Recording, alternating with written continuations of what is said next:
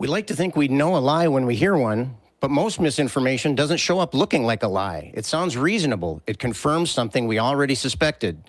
It comes from a friend or a family member, a celebrity, or someone else speaking with complete confidence. By the time we stop to question it, if we question it at all, it's already been shared 1,000 times. And that's what makes misinformation so powerful. It doesn't just fool individuals, it changes conversations. It changes elections. It changes how we see our neighbors, how we trust experts, and whether we can even agree on the basic facts.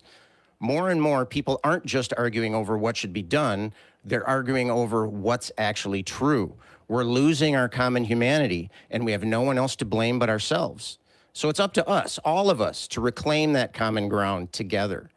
Are you an atheist who's tired of being misrepresented by theists? Are you a believer that wants to set the record straight about your religion or your beliefs? If so, give us a call, because this is Talk Heathen, and the show starts right now.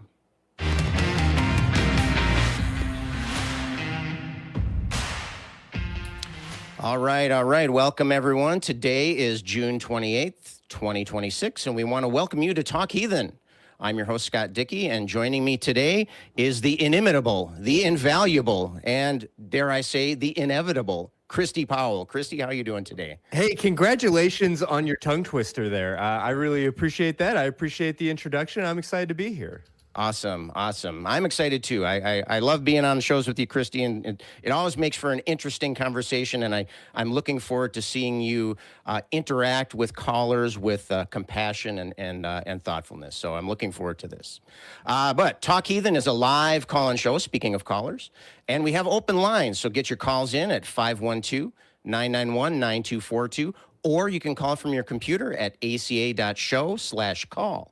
And we are streaming today, so a big shout out to our viewers on TikTok and on YouTube Mobile. If you're watching us on TikTok this afternoon and you'd like to talk to us, then request to join and we'll bring you up on stage. Please do make sure that you're over 18 before doing so.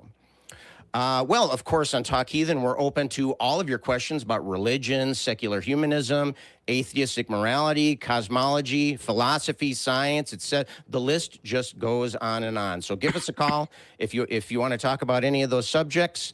Talk Heathen is a production of the Atheist Community of Austin, a 501c3 nonprofit organization dedicated to the promotion of atheism, critical thinking, secular humanism, and the separation of religion and government.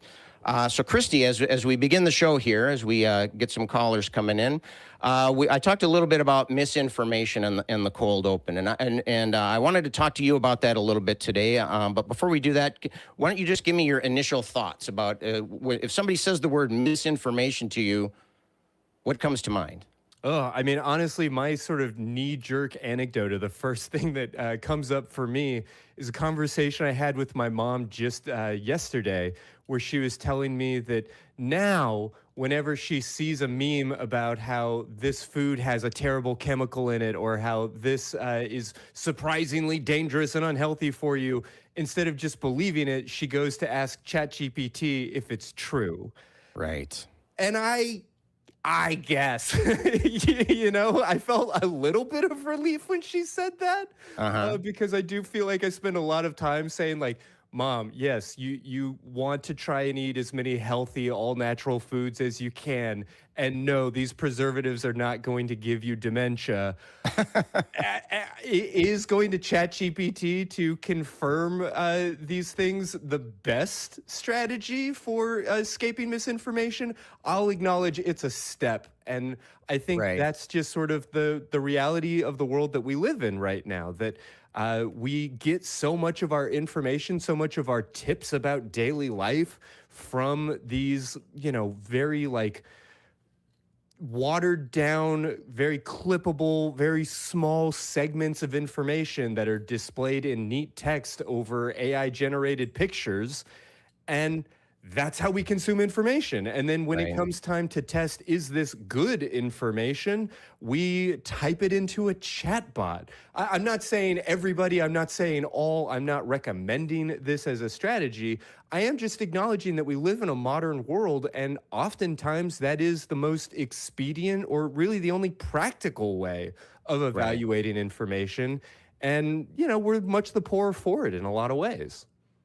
Yeah, but on the other hand, though, at least it show, like you were saying, you're satisfied that she was at least doing something, right? At least it shows, first of all, a recognition that things that you're told might not be true, for one Yeah, thing. it maybe isn't like fully evolved research skepticism, Right, but it is some sort of proto skepticism, or at least a willingness to hold on to some disbelief. right, And right. on an emotional level, I find that to be incredibly significant.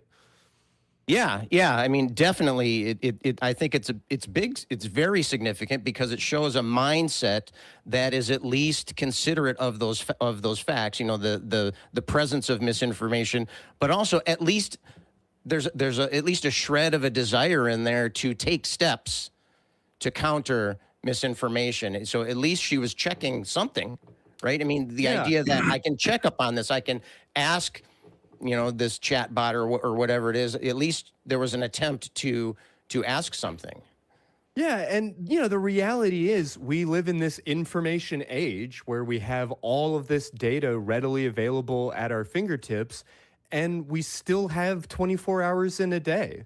In many ways, we have less leisure time or less time for these academic pursuits, and we still have more and more data coming in, and we're being Right. inundated with all of this information, accurate and inaccurate. And so I do think that there is a logistical sort of practicality to all of this. We as a species did not evolve to take in all of this like advanced nutritional research, let alone so many of the other topics. Looking at you, quantum mechanics, and all of these things that sort of come across our feeds or that we might encounter in casual daily life. Our brains did not evolve to be able to casually dip in and understand these topics. And Hmm. it's a real question of how do we be curious about the world? How do we like learn interesting things and find out about cool experiments and take a like sincere engagement with the mysteries of the universe Right. without feeling like we have to get a PhD in every good goddamn thing, because you can't. Christy, I think you summed it up so perfectly right there. We're gonna have to wrap up today's show. We've said everything we need. Oh wait. Oh, we got more time to fill. But yeah, no, I think that was dead on right there. I mean, and the key word that jumped out to me in there was curiosity, right? It's a desire to know things, a desire to learn things, and curiosity takes effort to employ. I mean, if you want to actually learn things, it does take a little bit of effort. But I wanted to touch on something else that you mentioned in there. This idea that we have this massive amount of information that we're left to navigate on our own, and it's difficult. We have our ways of thinking. We have ways that we maybe have learned in school or have learned online or have learned from our friends or learned from our parents or whatever. Different ways of navigating this mass of information that's now at our fingertips. And we're human beings. Human beings are lazy thinkers. As a math teacher, I see it every day. People in general are lazy thinkers, myself included. I'm a human too. So it's very easy for us to take those shortcuts. But before we dive into that, I want to bring up our backup host today, Stephen Harder. I believe, Stephen, this is your first time being on Talk Heathen. If we can pull up Stephen here in just a second.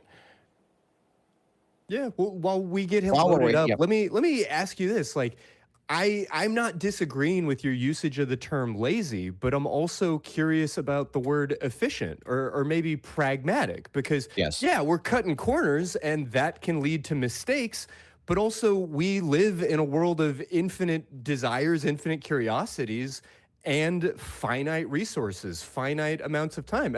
Stephen, how does that distinction or dichotomy strike you? I definitely like to tell myself that I'm being efficient. Absolutely.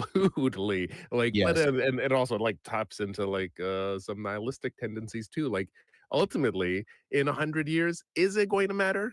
Yeah, like I'm all for being efficient that way. And does it Agreed. also mean that I'm Agreed. lazy? I don't know. Yeah, Yeah. I didn't mean lazy in some kind of moral judgment or anything. I was meaning exactly what you were talking about, Christy and Stephen. You know, the by lazy means just we have a natural tendency to take the easy route. George Carlin had a great joke about how you know, people climb Mount Everest because it's hard. So why do they climb the easy side? Right. Yeah. So, you know, that kind of thing. It's because we naturally, you know, water flows downhill. It's not just human beings. It's, you know, things throughout the, you know, throughout our natural experience have a tendency to take the easy way out. Now the question is the easy way as effective as the difficult way? And I think we know that that's not always the case. Sometimes it's the case, but not always the case. But I wanted to ask specifically, we were talking about this mass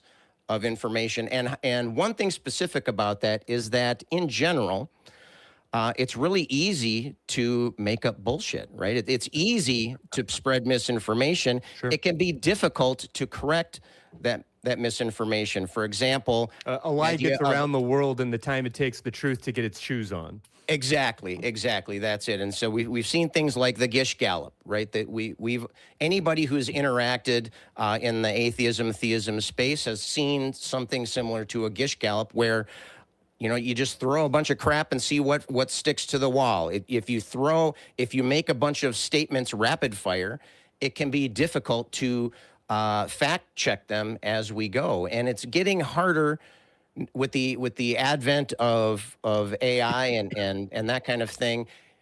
We can make up misinformation at a much faster rate than we can debunk that misinformation. Christy, what are your thoughts on that particular unbalanced balancing act? Yeah.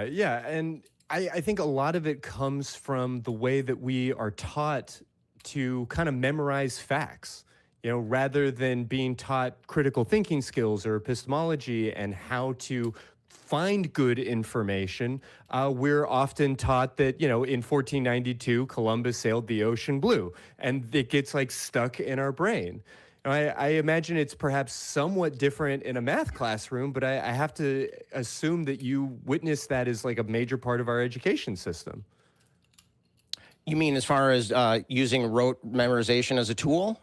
Yeah, because if we are taught in such a way where it's like, here is a list of facts that you must know in Right. order to pass this test, then learning becomes about just having a list of facts, being able Right. to Yeah. consume and recall a bunch of facts. And the reality is, we now live in a world where the number of facts at our fingertips is just, you know, leaps and bounds beyond anything that we've ever experienced in human history. There's so many facts right there at our fingertips, but which ones are true? And what do Right. they mean? And what to do Right. with them? Right. So then it becomes a process of data management, right? We need to filter all of this information. We need to prioritize this kind of information.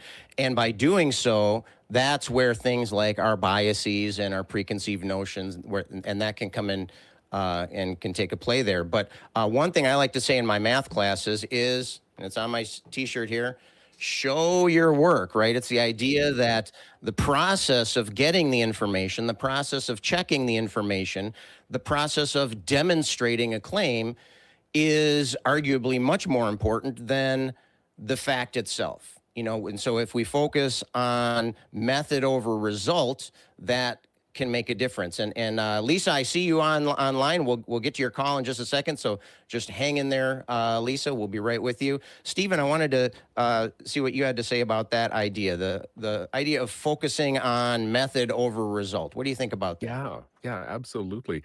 Yeah, like it's for me, especially as an artist, it's always about, you know, the how are you getting to your destination, and why does this matter to you? And I think, and yeah, and maybe like interrogating the why can also be important as well. Like, it's one thing to hold to this fact or say that this fact is important, but do we actually understand why is this important to me? Because so often when we are being incentivized in order to feel strongly about this or that, like those facts could be true. Those facts can comport to reality.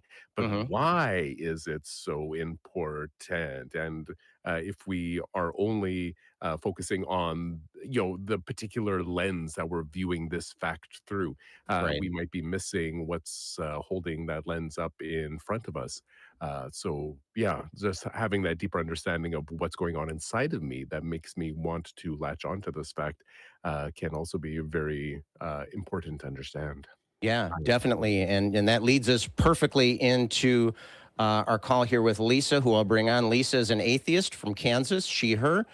Lisa wants to ask how otherwise smart people can exclude religion from their logical processes. And I think that what Stephen was saying is going to lead us directly into this call. So I'd like to keep Stephen up while we're talking to Lisa here. So Lisa, can you hear us okay? How are you doing today? I'm doing good. I'm actually not from Kansas. I'm from Canada. Canada. Okay. All right. Canada. Big difference there. Big difference. Yes, Yes, get it it's a very straight. big difference. All right. So, Yeah. so Lisa, can you expand a little bit about what you wanted to ask us about? Well, I'm kind of curious about the psychology behind it, like how someone can be so evidence-based in their everyday life, but they're willing to suspend evidence when it comes to their faith system. Like, I don't know. So you're saying there's obvious evidence supporting religion, and you're suggesting that atheists are just disregarding it. Well, basically, like, can I give an example? Definitely. Yeah, please do. I have, I know a physician in my city, and I don't understand how she can also be religious, because I'm like, STEM is pretty right or wrong based on evidence, peer reviewed. But then when it comes to church, she's willing to suspend all of that logic to believe in a faith system that has almost no evidence to support it, and that is not logically consistent anyway. I don't know how people can, like, is it a compliance thing? So what was this person's? Why is faith this sort of set aside thing? Pardon the metaphor, but why is it a sacred cow where we don't apply the critical thinking skills to this part of life? Yeah, basically. That's what you're asking? Is why don't we apply logic to that situation? Yes.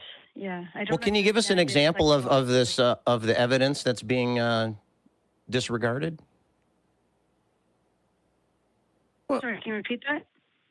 Can you give us you're saying that atheists, or at least the atheists that you've encountered, approach this this particular topic differently than they would another topic? No, I think she's saying that believers believe despite being otherwise rational people, at least in many cases. That's what I'm trying to say. Yeah. Oh, okay. So we're talking about how religious people can hold those beliefs and not how atheists. Okay, Yes. I'm sorry, I Yes. missed that. Like the person I was giving an example of, she is I won't name. I'm not going to name anyone. Just she's a psychiatrist, right?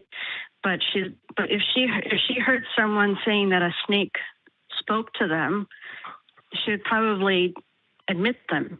But but for some reason in the Bible, for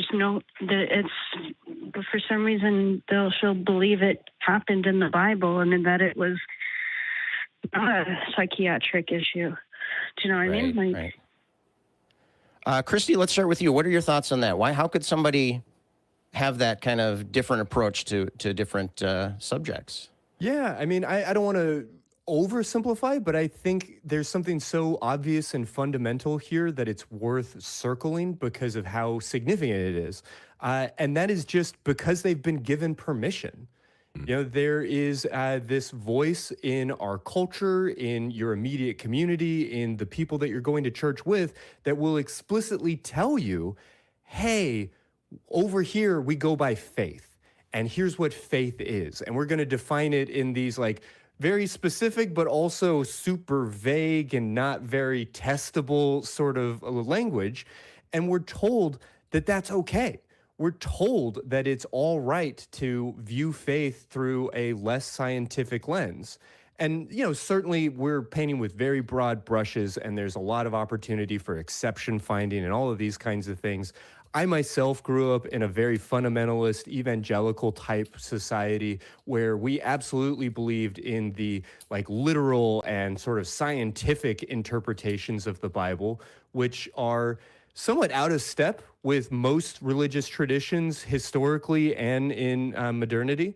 But in either case, it is told to us sort of repeatedly that if what you think with your, if you think for yourself, if you are applying scientific rigor, if you are going in with skepticism, then you don't have faith. You don't have faith even the size of a mustard seed. You can't move mountains. You can't do what God has called you to do, and that's considered a real problem. And so we are kind of pressured to let go of that kind of thinking. And we are meant to assume that if our eyes tell us something different than what we are seeing in the Bible or what we understand to be true from church leadership and everything else, that we should lean not on our own understanding and in all of our ways acknowledge him, because he will make our paths straight. Yeah. Sorry, Lisa, what are your thoughts on that? What Christy had to say? That's interesting, because I'm an atheist now, but I grew up Catholic, and the way we were taught about the Bible is that some of the stories are just oral narratives that have symbolic meaning, and some of them actually did happen, which that in itself was kind of confusing too, because it's like, well, who gets to pick and choose what's real and what isn't real if the Bible is eternal, unchanging, and perfect? Yeah, whichever one you just disproved, that one was symbolism. But don't worry. Right. Yeah, exactly. Yeah. That seems to be a common reply there. Yeah. Sorry, go ahead. I didn't grow up in a very strict evangelical setting. Yeah. The other thing, I don't know. It just it's weird to me. It seems weird to me how someone they could operate with their logical functions and questions and any other facet of their life, but they'll be willing to suspend reason when it comes to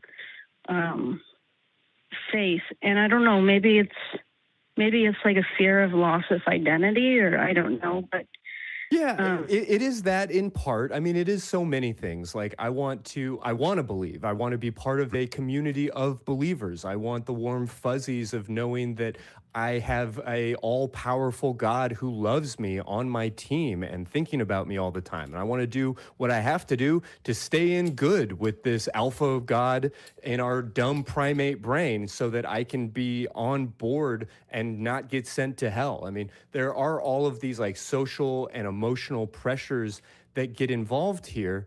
And honestly, there is just this sense of there are things that we don't know. And boy, wouldn't it be great if we had some sort of explanation, some sort of hand-wavy, well, God works in mysterious ways. If we can have this like God of the gaps that fills in all of these spaces and can make our uneven remainders make more sense. Because in the real world, existentially, we don't find a lot of ones and zeros. We find a lot of 0.9834762s and a lot of 0.2498s and all of these things that just don't conveniently like round and fit into neat boxes.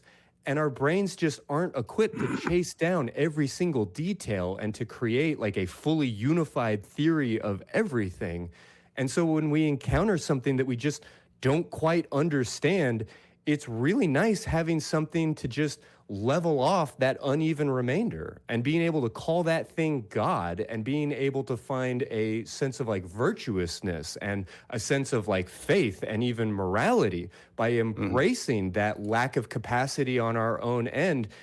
It feels a whole lot better than admitting that we don't know what we're talking about or that we're overwhelmed by a particular idea. Yeah, definitely. I agree. First of all, kudos, by the way, Christy, for working in the math examples into your Yeah, into your I speech know that there. Yeah. hard science people really love when us liberal arts humanities folks take these scientific metaphors and dumb them down. Right. We're so proud. We're so proud. Stephen, I wanted you to see if you could comment on that. Christy was talking about the idea of really basically what it boils down to is safety and comfort, you know, and I think a lot of that has to do with things like compartmentalization, the way that we can separate different subjects in our mind and apply different standards to those different compartments. I know that you are a recovering religious person as well. Yeah. What is Well, your experience with that idea of compartmentalization? I can't even say it. like for me, what's triggering for me, and not in what's synchronizing for me, is that idea. Like when I look back on myself, my former, like Mennonite evangelical background, and the way that I used to think of the world, view the world, and how I look at myself now, like I know that I have come a long way, and my thinking has been refined a lot, and I've really busted open a lot of those compartmentalizations that I used to depend on for understanding the world, and now I can accept the world on its actual terms a whole lot better.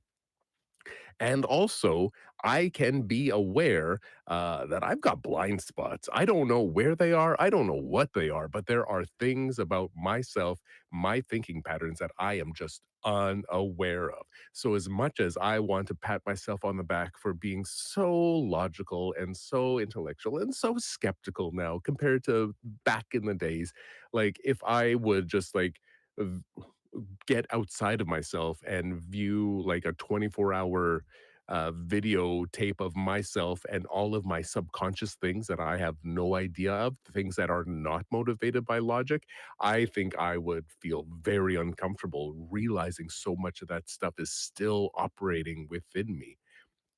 So that's why whenever I wanna get on my high horse and be like, "Oh, these dumb religious people, oh, if only they would start thinking like me," I can give myself a little pop, and realize, "Oh, wait, you know what? There's all kinds of stuff that I, am not, that I haven't conquered, that I haven't, improved upon yet." And we're all on our own separate tracks, and honestly, I don't know what's going on inside that religious person's brain. Maybe this is a part of their identity, but maybe it isn't. Maybe yeah, there's so many different flavors, so many different varieties of religious folks, that the important thing is that they're doing the best with their journey that they can do, just like I am doing the best journey that I can do. And yeah, hopefully this person with the background in psychiatry is being critical in their thinking, especially in how they are helping other people. And if they aren't lining up to my personal view of logical thinking, well, I can just take my personal view and keep it to myself because that's who it has to matter to the most ultimately. Yeah, Yeah. there's Well, one I of those wasn't trying very. to. Oh, I'm sorry, I Lisa. Go wasn't ahead. trying to I wasn't trying to insinuate that I think that religious people are dumb or anything. I don't think that's true. Right. Yeah. I No, think I wanted to circle um, that because I think sort of implied in your question is this very scary idea that there are incredibly smart people who believe really ridiculous things. And, like Stephen said, it's very tempting to take that mental shortcut on this side of the aisle and just say, oh, well, they must be dumb. But that's clearly not the case. And we need to be willing to recognize that and step away from that tempting confirmation bias and bit of, misinformation that people who believe these ridiculous things are somehow inherently less intelligent, because that's just not the reality. no, I don't think it's about intelligence so much. I think it's more about whether someone is being given the authority to ask those questions. Yeah, Like, no, that's a whether fine it's point. encouraged or whether it's shamed. Yeah. Yeah, if you ask these questions, does it mean that you're going to be ostracized from your family? Does it mean Right. that you're going to be shunned and excluded from your community? Does it mean that you are going to lose your sense of identity, your comfort and safety for the future, the ticket to heaven and paradise, the opportunity to have the love and support of an all-powerful God? These are all things that come up on the chopping block if you're willing to like be really critical of these ideas. The last thing I wanted to kind of elaborate on, I won't take too much of your time. This is something I never understood even when I was religious, is like, is it all in their head when someone's speaking, quote, speaking in tongues, or is it just a bad Adam Sandler impression? Ooh, can I go Good on question. and on and on about this question? Do y'all have any thoughts? The closest I've ever come to Adam speaking in Sandler tongues was impression. in costume as a minister. So I have zero experience with speaking in tongues. Sure. Stephen, Well, yeah, Stephen, please. Yeah, no, like whatever. So much of my background is Mennonite, and that's not a part of that realm. But I have had like whatever some experiences outside of that, and yeah, it was a good. It was a part of my deconstruction process. Like this idea, like, oh, wait a minute, you're doing this, and now you're providing the interpretation, and everyone's just going with it. Nobody's thinking critically about this. Ah. Yeah. Yeah, I mean, I understand the question that you're asking, Lisa, but I guess I do want to take a quick moment just to point out that everything is in your head, that everything is in these people's heads. And so that doesn't make it exceptional, but is it grounded in reality? I guess what I am trying to suggest here is there's no doubt some number of people who get up at a crusade in a parking lot or at a revival at a church or just at an honest like random Tuesday at the evangelical churches I grew up in, and then start speaking in tongues in a way that is knowingly performative and fake. I'm not going to rule out that such things exist, but I will really suggest that I think the vast majority of people who are having that experience believe that they are having that experience or that the Holy Spirit is moving through them. And it has so much to do with the way our brains are sort of divided. We like to think that we know what we're thinking. We like to think that we are operating from a unified self, when the reality is our nervous system, our soul, quote unquote, is really just a gorbillion different nerve endings all stacked on top of each other, wearing a trench coat.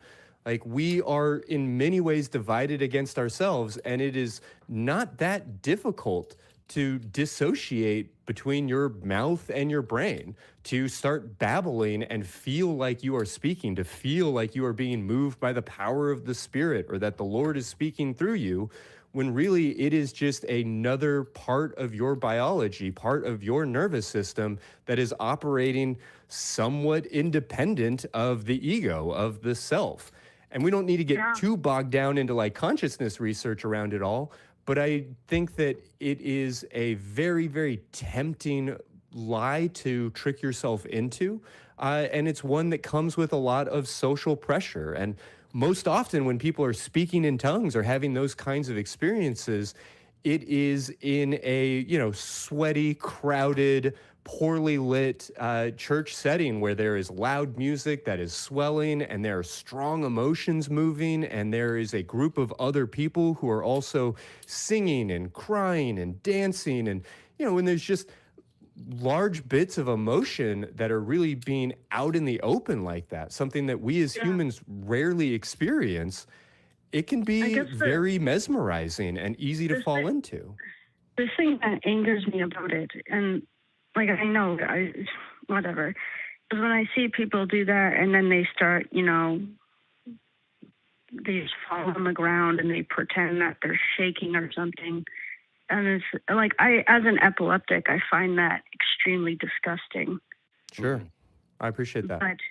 But out of curiosity, Lisa, if you don't mind me asking, you said before that you were a Catholic before. What was your Yeah. experience when you deconverted? I mean, if we're looking at, I mean, I would agree with what Christy had to say in that it's not necessarily a question of intelligence that we're talking about. I think it's just a matter of having skills. For example, I don't know how to fly a commercial airliner. That's not because I'm an idiot. It's because I just never learned how to do it. And I think that critical thinking is one of those things we need to practice. But what was your when you first deconverted? Did you look back at your previous self and think, "Oh, how dumb was I?" Or what was your reflection on that moment in your life? No, I didn't look back and say how dumb I was. Because I think when you're growing up in the faith, there are guardrails onto what you're allowed to ask and what you're not. And there's a lot of influence. But I think that, well, I didn't, when I started deconstructing, it was, I went away from Catholicism, but I was still open to the idea that there could be something out there. But I was away from an organized, specific religion, so to speak. But so tell us a little bit more about what brought you to where you are now. Then, so you left the Catholic faith and still had some sort of maybe vague or amorphous beliefs. Maybe you weren't sure about them. What kind of helped you step through that? Well, I have a degree in religious studies, so studying different world traditions and dissecting them as best as you can from an objective point of view helped me dissect some of the logical inconsistencies within Christianity itself. And the more I read the Bible and the more I heard people try to justify certain passages and blah, blah, blah, how people would double down on things that just simply don't make sense. The more I was like, okay, I can't put the toothpaste back in the tube. I just kind of had to accept that I don't believe in that stuff anymore, or at the very least, I don't believe in. I'm still in a position where I'm just like, could there be a God? Sure. Do I believe that the evidence that has been given to me about their gods will convince me? No. Mm-hmm. I'm not, like, I could absolutely be wrong. There could be a God, but based on the information that I've been given and I also I minored in philosophy, so that really helped as well. Yeah, I can see that. Yeah. So, basically, the more I studied religion, the more it was unconvincing to me. Mm-hmm. Yeah, and that's awesome. I think that shows great courage on your behalf. I think that you highlight one of the challenges. We were talking before about how there's things like peer pressure and family. If everybody believes something, we have strong motivations to try to fit in with other people, and so that can be strongly motivational to push us into believing those things. And very often we'll hear stories just like yours, where somebody was in a group setting where their entire family and friend circle was either explicitly or even implicitly applying pressure to go along with their beliefs. But the voyage out from that was by yourself, right? It was your own studying. I mean, you had your courses and so forth, but the voyage itself was something that you had to navigate on your own. And I think that can be very, very frightening to people when they're facing this kind of thing, even if they can intellectually grapple with the ideas of, well, maybe there's not a God, or maybe I should shore up my beliefs a little bit more strongly, or maybe I should investigate this line of reasoning or something along those lines. It's easy to have those kind of thoughts, but it's difficult to actually sit down and do it, because you're leaving the safety of your family and friends and then kind of voyaging out on your own. Lisa, I really appreciate your call. We do have other callers on, so I think I want to move on, unless you have anything else you want to throw in at the end here, Lisa. No, I'm glad for the conversation. Thanks for having me on, guys. Okay, thank you so much. I really Appreciate appreciate the talking call, to you. Lisa. Yeah, take care. Okay, now we do have a caller on TikTok. We're going to bring them up in just a moment, but before we do that, we would like to share with you our crew. Right? It's not just myself and Christy, and even Steven. All of us Or can't. even Steven. Even Steven, right? We don't put on this whole show just the three of us, right? We have a whole slew of people that are working behind us. So let's see if we can go to the crew cam. Whoa, huge crew today. All right, look at that. If you would like to be one of these attractive crew members, or like Greg, be a guest on one of our shows, or eventually even become a host, we're always looking for people interested in being part of our productions. So email volunteer@atheist-community.org to get involved. If you also want to support us, there's other ways you can do that. You can support us by sending super chats. So get them in. We'll read them on the air if you want to give us a super chat. Other things that you can do, you can join our weekly watch parties at the Free Thought Library. The ACA has a building. It's a really cool building, too. And it's called the Free Thought Library. And on Sundays there, we have live viewings of Talk Heathen and the Atheist Experience. And I believe Truth Wanted as well, now that that's on Sundays as well. The doors open there at noon, and it's a great place for building community. Also, if you're in the Austin area, you can follow us on Meetup to keep up with community events. You can see what's going on at aca.show/meetup, and things like Philosophy Under the Stars, which to me sounds like the most fascinating thing I could ever do in an evening, is just philosophizing under the stars. That sounds so awesome. And we have game nights and much more there. So there's all those ways that you can support us. And sorry, I'm a little thrown off here. We just temporarily lost Christy, but hopefully he'll be back soon. In the meanwhile, Stephen and I will begin our chatting with Chloe Tart, our TikToker. Chloe, just before we begin here, I just want to verify, are you 18 years of age or older?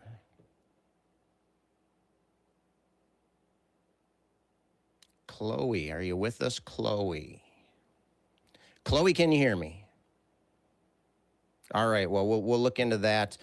In the meanwhile, I just want to take a moment here, since we're talking about supporting the ACA. I want to mention another way that you can support us is through Patreon. And so, what I'd like to do now is just recognize our top 5 patrons from this past week. And our top 5 patrons are: number 1, Oops, all singularity; number 2, Dingleberry Jackson; number 3, Kalevi Helveti; number 4, my personal favorite, Period, just a period character; and number 5, Casey Kuykendall; and then we have an honorable mention at number 6, Andrew Murdoch. So thank you to everyone who gives to us on Patreon. If you want to have your name read on the air, then please consider supporting us at aca.show/PatreonTH. So, Stephen, as long as I got your ear here, your Yes, audience with Mr. Scott. we talked a little bit about psychological vulnerabilities that might induce us to embrace misinformation. We talked a little bit about confirmation bias, and for those of our listeners who don't know what confirmation bias is, that's the tendency that we have to notice the hits and not noticing the misses. For example, last night I was having a campfire out in my backyard, and my wife said, "The smoke always follows me." And so she would sit on one side, and then she says, "Watch this." And she'd get up and she'd walk around to the other side of the fire, and then the smoke started going that way.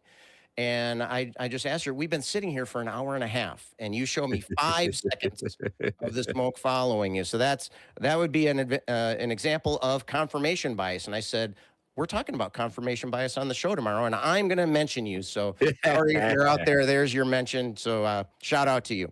Put it on blast. That's good for your marriage, right? There we go, right? should write a book. Exactly. But there's also these other, so in addition to confirmation bias, there are other things that happen, like the backfire effect. The backfire effect is what happens if somebody's presented facts or evidence against their strongly held beliefs, they can very often kind of double down and, I'm gonna do that. I'm gonna disagree even more intensely. So, Stephen, what are your thoughts on those psychological vulnerabilities that might induce us in that direction. Yeah, yeah, I've heard of those and it makes sense. Like like just understanding the way your brain works and why your brain works the way that it does, it's fascinating.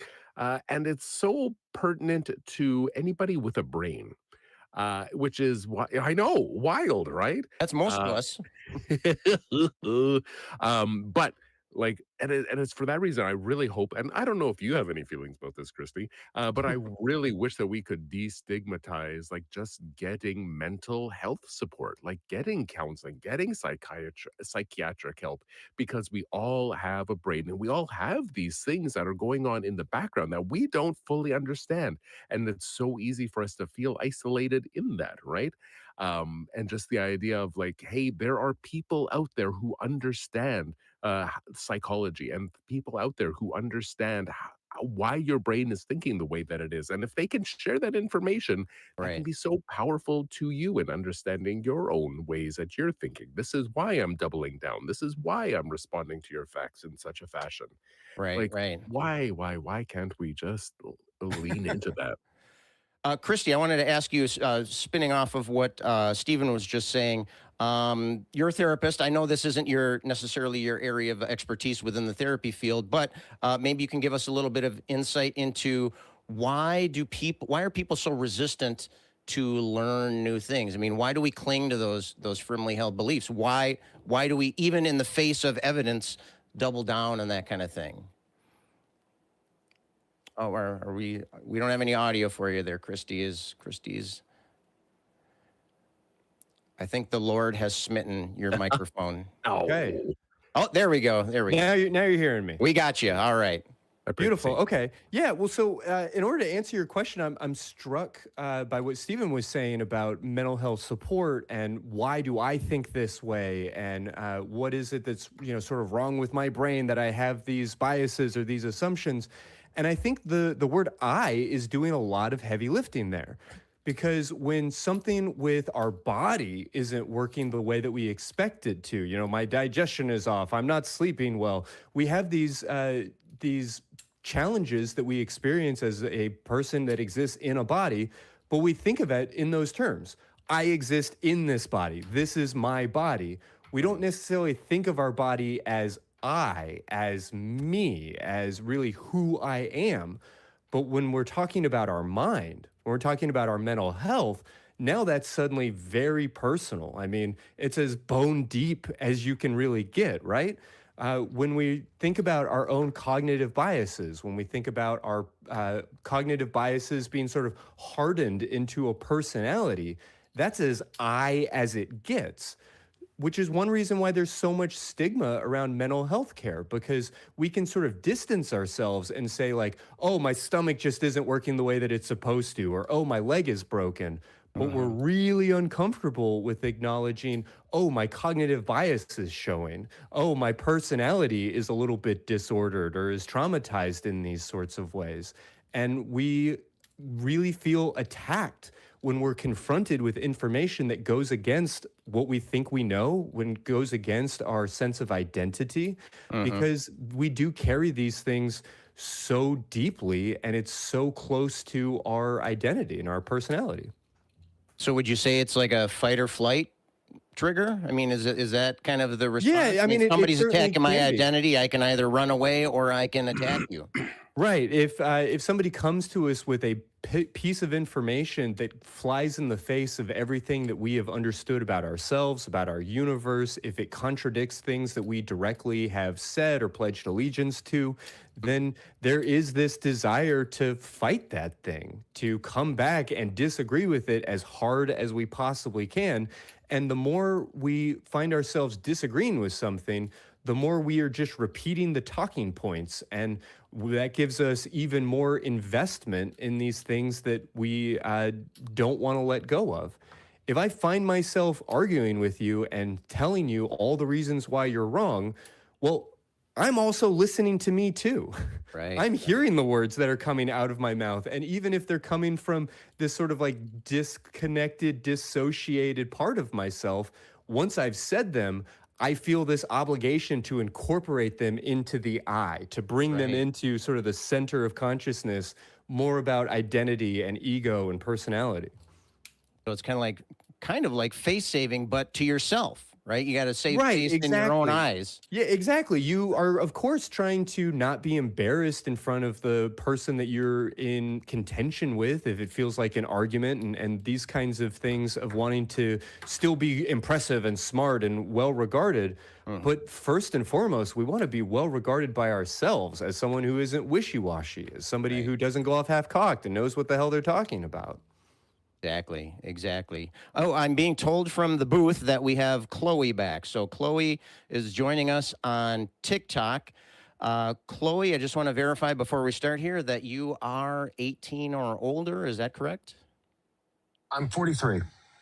43. So that's definitely, I can tell you as a math teacher, 43 greater than 18. So awesome. So thank you. Chloe, what's on your mind today? So originally I came up to discuss the prompt on the show for tonight, but with Lisa's call, it actually made me think a little bit more about, I'm a theist, I'm a pagan. It made me think more about, coming up with that explanation of why otherwise smart people would believe when there's no evidence for it. And for my case, I can't speak to this isn't universal. For my case, it was a matter of answering a call in my own head, in my own heart, that there was something to this pagan belief, specifically Norse paganism,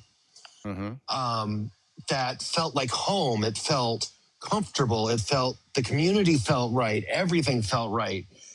And it's a whole morass of feelings that, I try to logically work out.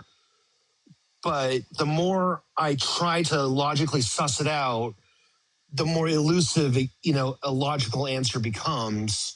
And I'm left kind of twisting in the wind with, only the support of my community to telling me, yeah, it's actually like that. It's, faith is just like that.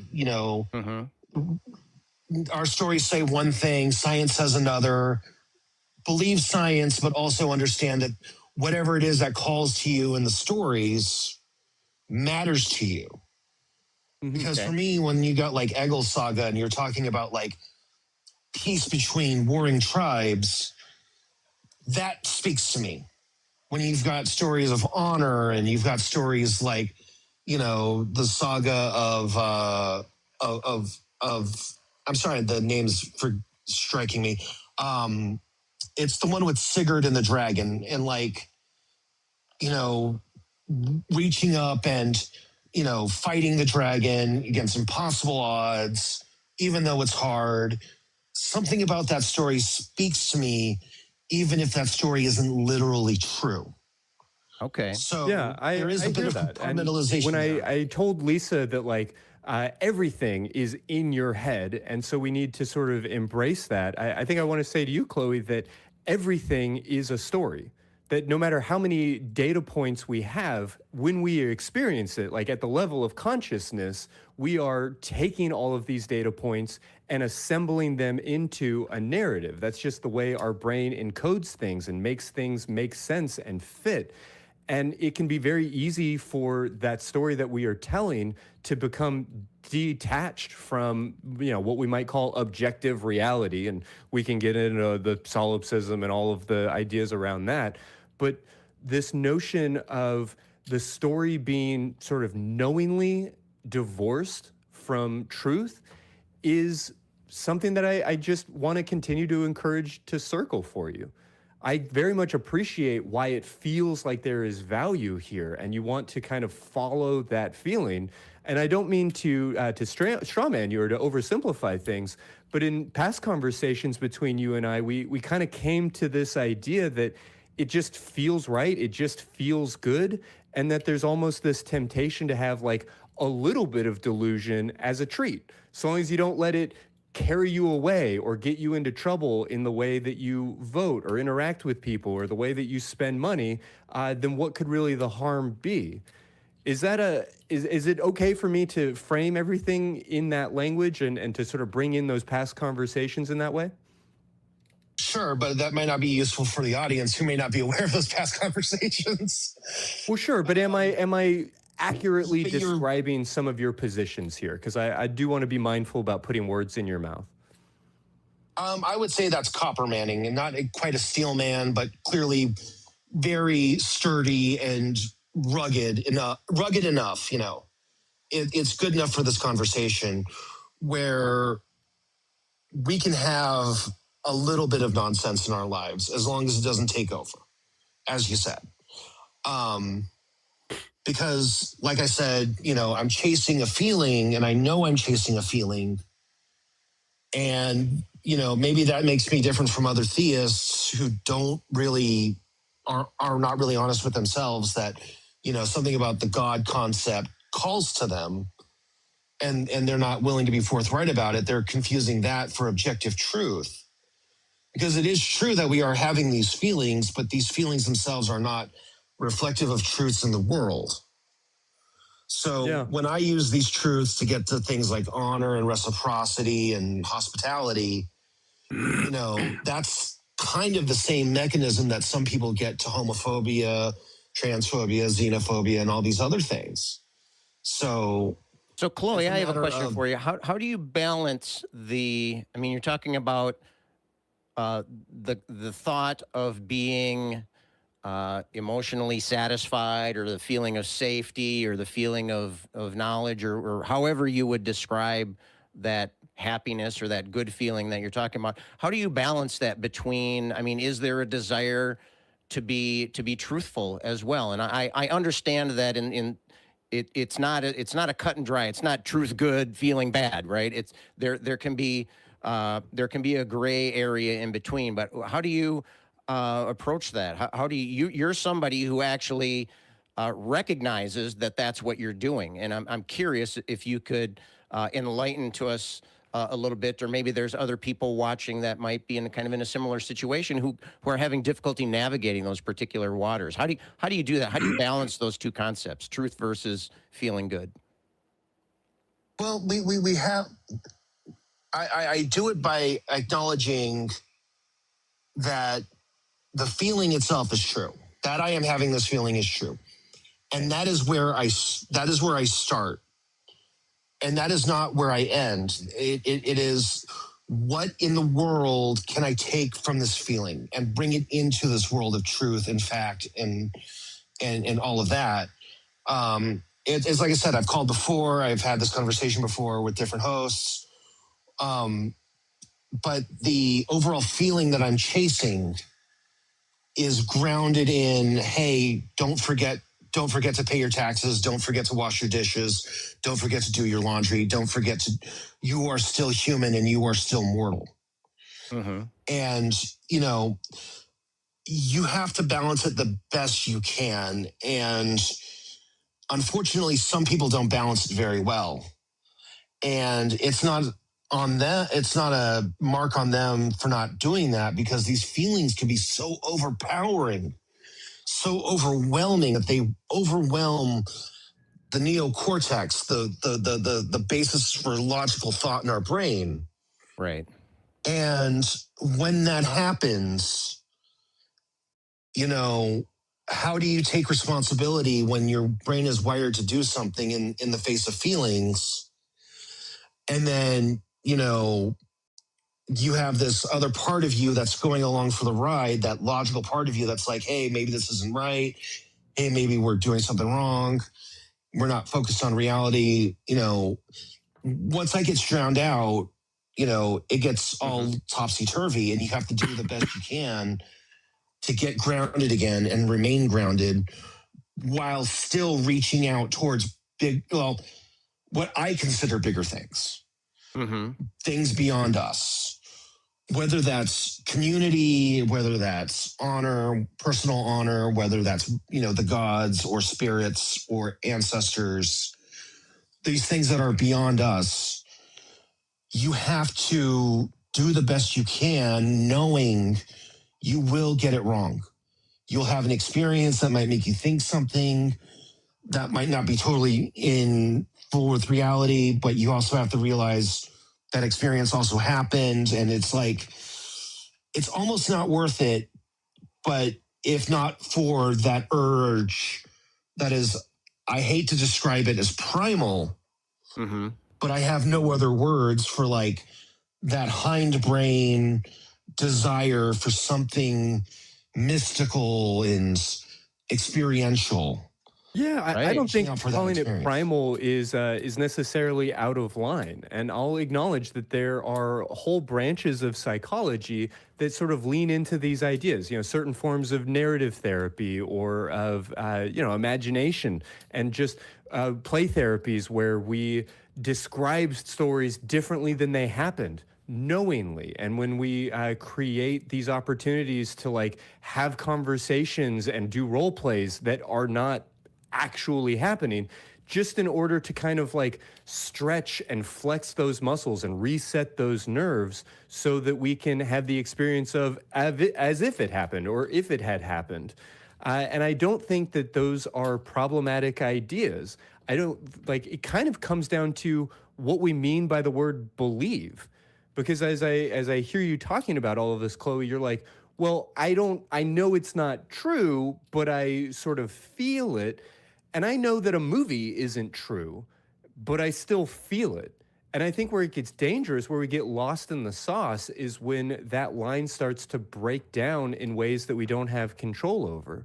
But the way you're describing it, I don't know if we can necessarily even separate out what you're saying from, the old adage of, I want to believe as many true things and as few false things as possible. Right. And for me, getting to those true things, like there are some true things, like I said, like honor, hospitality, reciprocity, which you can't neatly scientifically get to. You can't just like look at an atom and figure out like, oh, I need to be good to other people. You figure that out through life experience, through culture, through exchange, through social means. I like to describe science as describing the outside world and religion describing the inside world. And those are, and when the outside world and the inside world meet is where the rubber hits the road in terms of like skepticism and in terms of like mindedness of how are you minded in this world. Yeah, I hear that kind of Galilean to be that split, true? and I guess it makes me curious what you do with the humanities. Is psychology the science of the inside world on some level? And can we explore this inside world in ways that are a little bit more scientifically minded, that are a little bit more skeptical, that are a little bit more based on principles of data collection and hypothesis falsification and some of these kinds of principles? Absolutely. But that's one of those things that really bit me in the butt when I was converting out of atheism into theism, because what ultimately cemented that was, first listening to that call all my life and ignoring it. And then when I finally paid attention to it, it started paying off benefits psychologically. Like I've mentioned here on the show before, pagan goddess worship is really good for my gender dysphoria. I'm trans. Yeah. My voice doesn't betray it, but my voice betrays that. But, once I had that experience and then I repeated it over and over again, and I could say for fairly certain that when I spend 5 minutes meditating on Freya, it's going to make me feel better about myself and my body. What do I do with that? Yeah. How does that fit into the scientific milieu? I know I've been dominating parts of this again. conversation, so I'll just offer this one more time, that I don't necessarily see that as a problem. Like I myself, and I think you and I have maybe talked about this, Chloe, but for the audience and for Scott and Stephen, like I participate in a practice called metta meditation. And this is a very traditional Buddhist practice that also has a significant amount of what I'm just going to very lazily call like Western research laboratory data behind it, where you are effectively wishing people well, where you are offering hopes, or if we want to call them this, prayers to the universe or whatever, that the people that you care about, the people around you, that the world at large would be happy, would feel safe, would be comfortable. And there is good data supporting, and I have my own personal experience of coming out of that experience feeling more kindly, feeling more happy, feeling more at peace, feeling more equipped to offer generosity to the people around me. And I participate in that practice knowing full good goddamn well that I'm not actually manifesting anything, that I'm not asking the universe to make my wife happy, even as I'm sitting here with my eyes closed, going, may she be happy. May she live comfortably.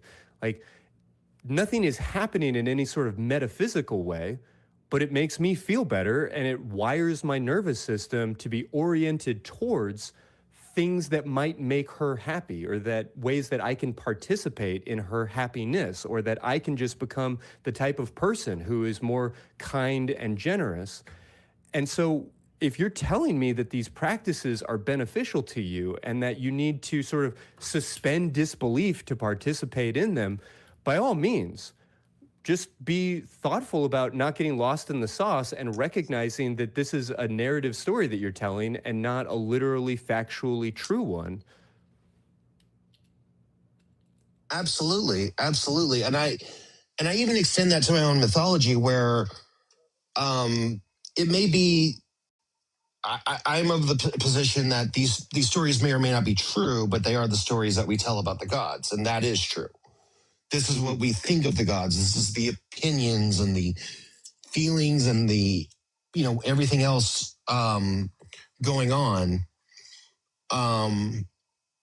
That it is part of that narrative, but that narrative is not true, but it is true. It contains truths. Yeah. So Scott and Steven, how comfortable are y'all with some of these like targeted, intentional, compartmentalized suspensions of disbelief?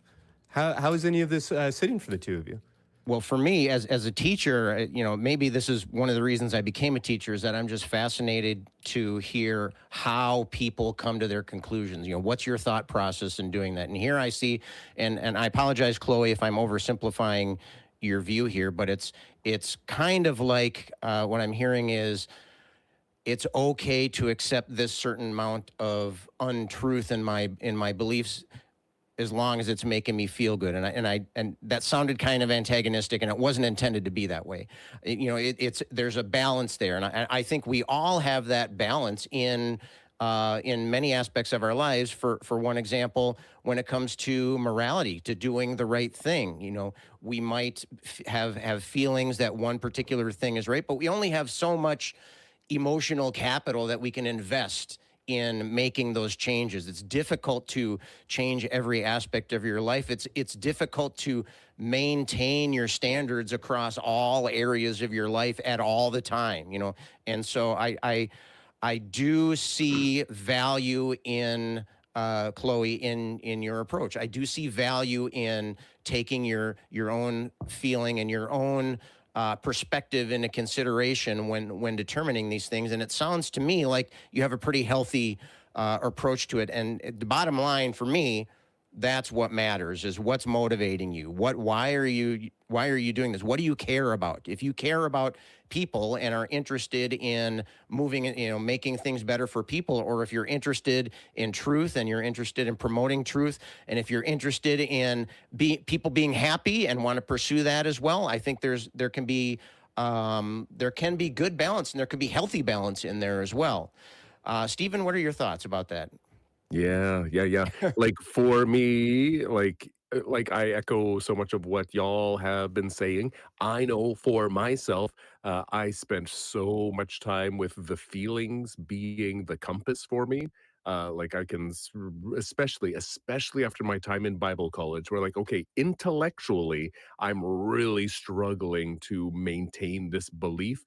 But you know what? I still got the feels, and the feels are what I will hold on to now. And this feels true. This feels spiritual. This feels like it's of a higher frequency or whatever. Uh, And then it was, yeah, the devastation of saying, wait a minute, these feels are just feels, and these feels are Right. going to change. This is not the right compass for me to be using. I can say that that is part of my journey, where I want to anybody to throw up a flag anytime I'm using my feelings as what is pointing me towards truth. Um, and like then at the same time being cool with people who have different life experiences and different compasses and used compasses differently than myself. Like for me, the biggest thing about how our beliefs interact with us is how they interact with the world. And if someone's belief is making them a better person without negative drawbacks, well, that's the biggest piece that I can ask for. And whatever their journey is from there, that's I hope that they have a healthy journey with an even greater trajectory. Well said. Well said. Chloe, I appreciate your call. We do have some other callers, and we're kind of running short on time, so I don't mean to cut you short here, but I appreciate that you called and we're talking to about this, and I hope you have a great day today, Chloe. Thanks for having me. Have a good day. All right. All right. So next up in the queue, we do have somebody on TikTok right now that we want to go to by the name of pmars.kg or something along those lines. So TikToker, if you're on with us, help me pronounce your name correctly there. And Yes, also we correct. want to verify that you are 18 or older. I am 18 or over. Yeah, that's my correct PMARS or Mars. So just PMARS, PMARS? Yeah, that works. Yeah. All right. So what do you want to talk to us today about PMARS? I guess I kind of had a comment on sort of what you guys were talking about. So I kind of agree that I think we all have a bias. You could say like a narrative or like a story through which we sort of filter everything. I think that's consistent with like psychology and even philosophy. Sure. So I think for me as a Christian, obviously my narrative is, you guys have access to it. You can go read. Right? I think it's publicly available. I think. Yeah. Well, so then I think the question is, well, since we all kind of have this filter, this bias, it's unavoidable. It's like, well, what narrative story is the correct narrative story? And I think if we do an examination, as far as I can tell, the only one that makes sense to me is the Bible, because in the Bible we have like truth itself, or like the authority of truth is a person who was a God that becomes a person and speaks to us clearly. So like in that narrative, we actually have access to the truth.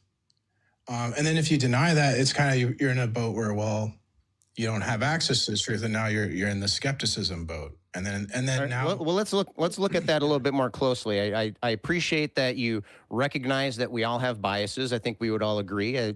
Anybody who has a human brain is going to have human biases, and so the fact that we can recognize that's a great first step in counteracting misinformation, is recognizing our vulnerability in that regard. And so you asked a great question. How do we decide whose narrative is factually true? And we have to do that knowing what our biases are. So you were saying that there was some reasoning that you can give us to justify taking the Christian perspective over an atheistic perspective, that there is no gods. And so tell me more about this idea of a truth being a person. I'm not exactly sure what you mean. What does it mean when you say truth is a person? well, I mean, we could think, you brought up facts. So I would say that our bias would inform our facts. Like it's impossible to divorce facts from the bias. And so Okay. if you take a Christian bias, your facts have a father, an origin, facts come from Jesus. The non-Christian So what does that bias- mean? I mean, What does that mean? Sounds nice. Like I can appreciate why you would want that. Right. Well, Jesus tells us personally that he upholds and sustains reality. So every He's the way, fact- the truth, and the life. right.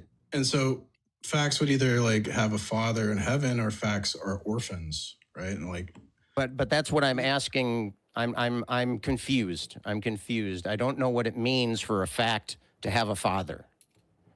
Like if you ask me, well, what makes a fact true? Ultimately, I would say, well, Christ. Christ is the authority. Christ decides what's true and false. He's the authority. So it's a subjective truth.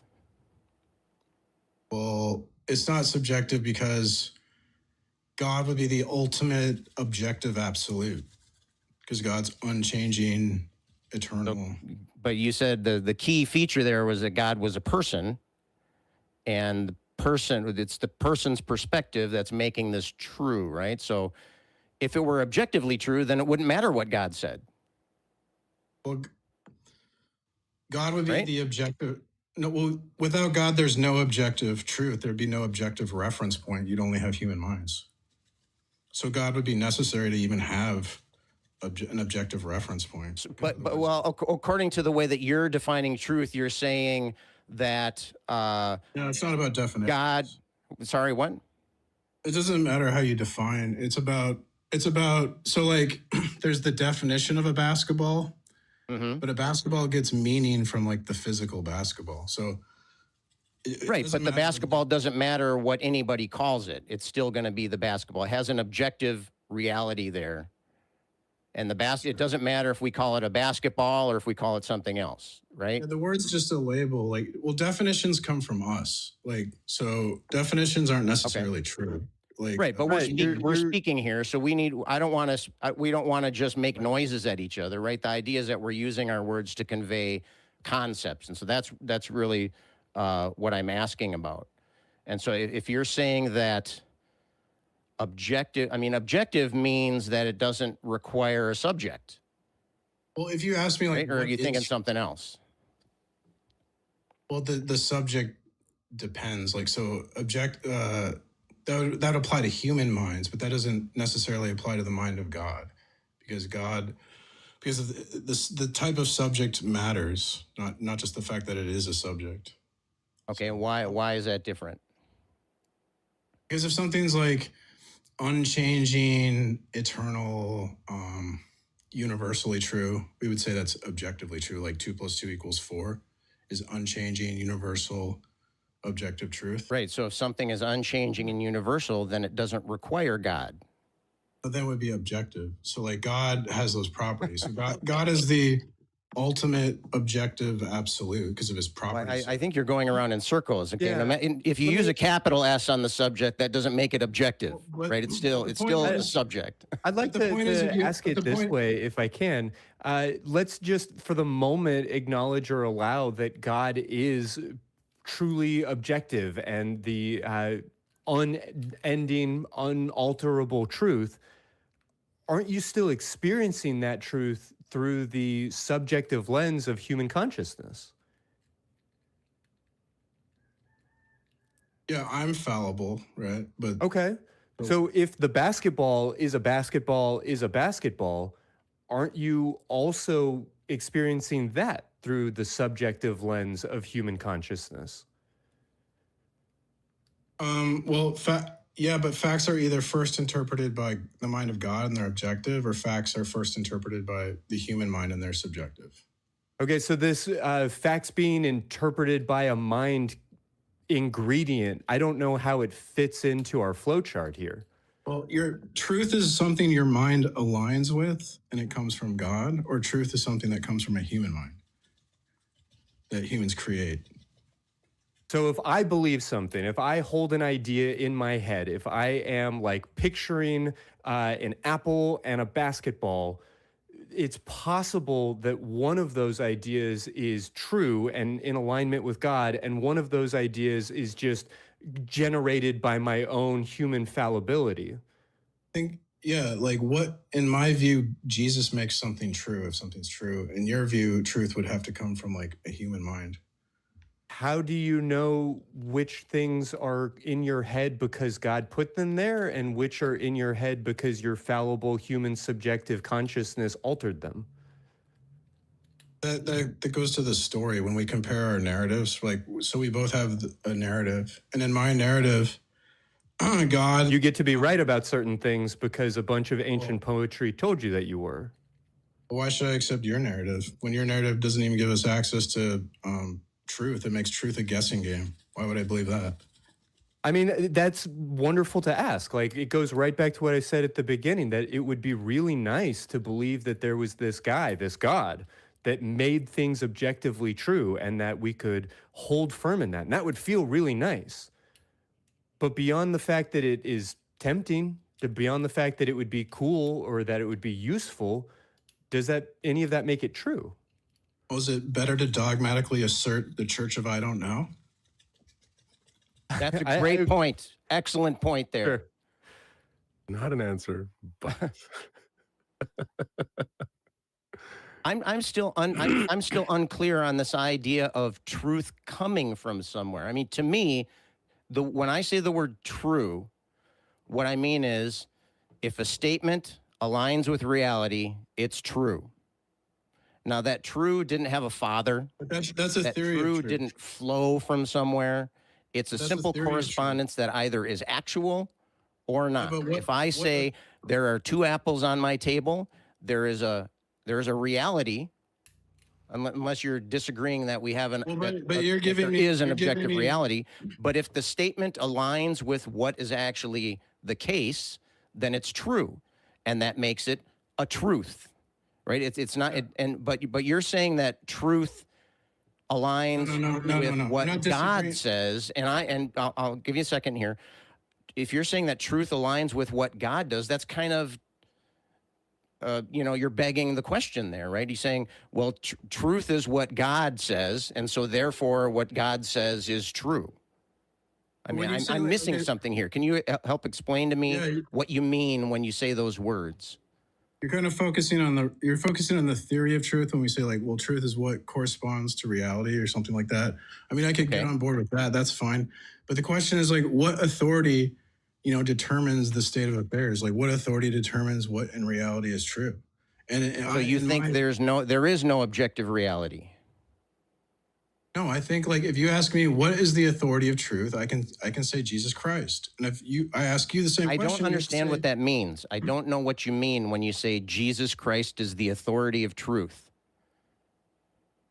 I don't know what that means. Do you mean that Jesus gets to say what the word truth means? Or do you think that the universe aligns itself with what Jesus says in order to make something true? Like, what if Jesus said, there are, in fact, two apples on the table? Okay, does but the fact like- that Jesus said that make it become truth? Or So does apples on the table. I mean, I don't see the connection there. Because if our narratives inform what we see. So when I look at two apples on the table, I see two apples that exist. Their existence is imposed and sustained by Jesus Christ. You see two apples whose existence is imposed and sustained by I don't know. Yeah. That doesn't really clarify. Stephen, can you? Do you have anyone? I think this is in parallel. Like Mars, can you refresh my memory? What happened to Elijah? What was the end of Elijah's story? A bit right before he kind of like gave over his mantle to Elijah. Do you recall? Like he went on a chariot to heaven. Okay, right. And if I said, no, that didn't happen, people don't get taken up into heaven in fiery chariots, would you say that I'm aligned with truth? Or would you say that the Bible is aligned with truth? Well, yeah, I think the author of the Bible is truth itself. So Gotcha. question- Okay, so then I'm not aligned with truth, but the author of the Bible is aligned with truth, yeah? The author of the Bible is the source of truth, and then in your story, you have no source of truth. It's a question. No. Just like if we can just focus on answering the question I'm asking, be awesome. So what you're saying is that what the reality of truth isn't what I'm saying. I'm not lined up with it. Truth is something other than what I'm saying, right?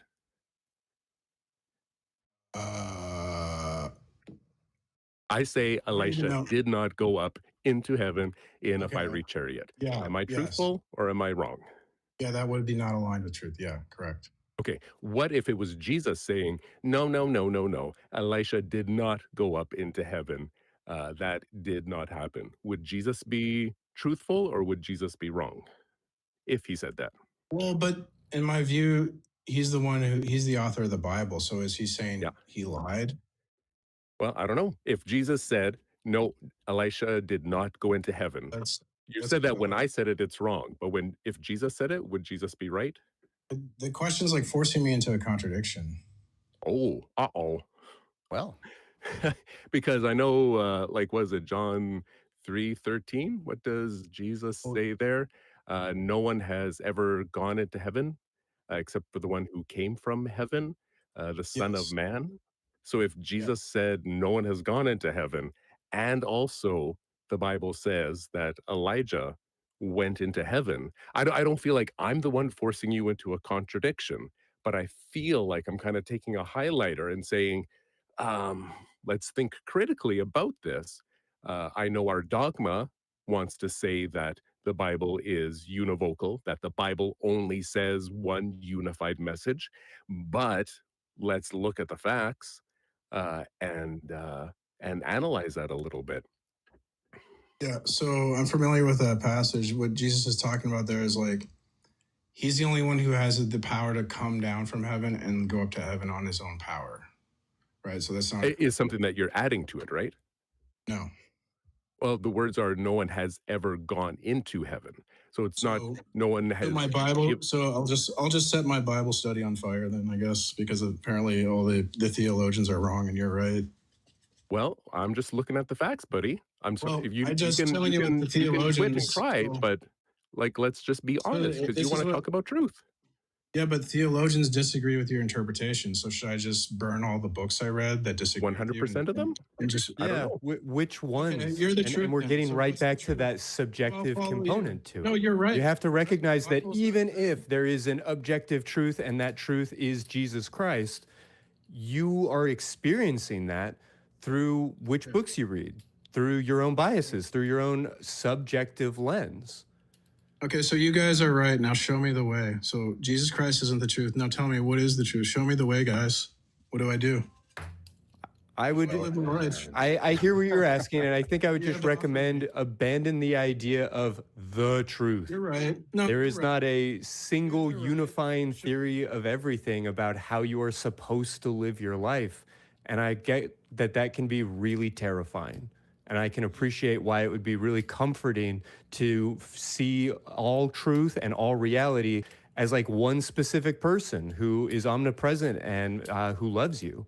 I very much get why you would want that. And it is okay to want that. Does wanting it make it true? No, what makes it true is the impossibility of the contrary, because if you deny Jesus is the truth, then would be in your situation where you don't even know what's true.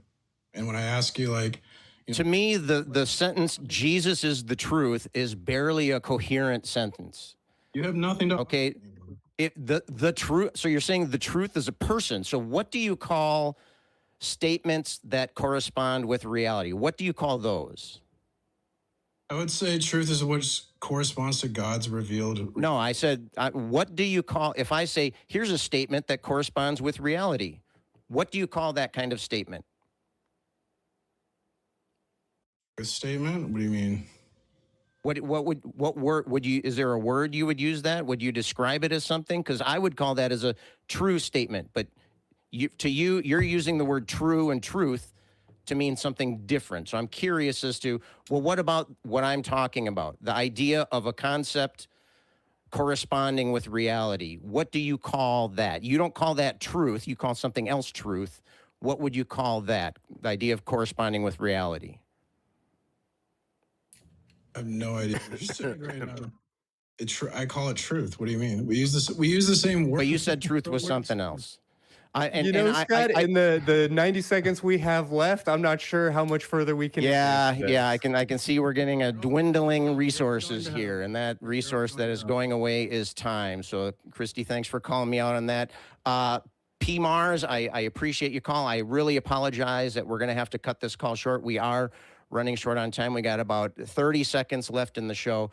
But thank you so much for your call, P. Mars. I hope that you can call back in again some other time and continue your conversation either with us or with another host. We see the love rings are going out there. So all of you out there that are watching, remember that if you don't believe, this is your community, and we appreciate you being here. But if you do believe, we don't hate you. We're just not convinced.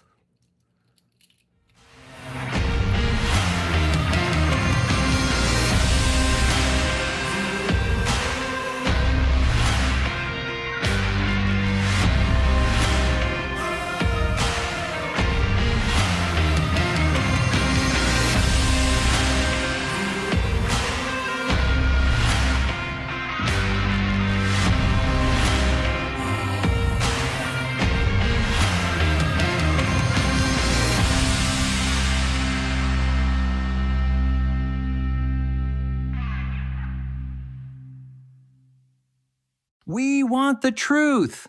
So watch Truth Wanted Live, Fridays at 7 p.m. Central.